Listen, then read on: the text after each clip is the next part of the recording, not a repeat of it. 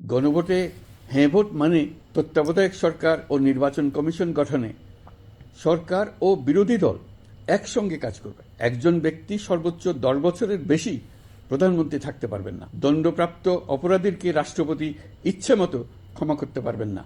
সব ক্ষমতা একজন প্রধানমন্ত্রীর হাতে থাকবে না। সরকার ইচ্ছে মতো সংবিধান পরিবর্তন করতে পারবে না। গুরুত্বপূর্ণ পরিবর্তনের জন্য জনগণের সম্মতি নিতে হবে।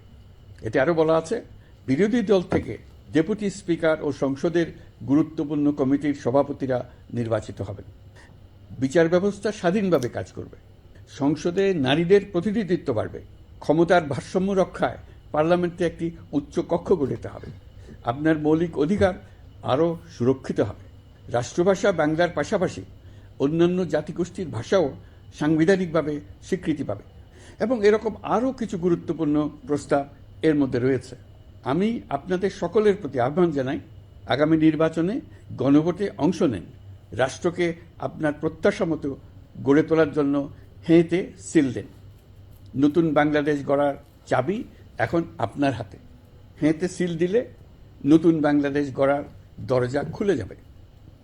হেঁতে আপনি নিজে সিল দেন, আপনার পরিচিত সবাইকে সিল দিতে উদ্বুদ্ধ করুন এবং তাদেরকে ভোট কেন্দ্রে নিয়ে আসুন।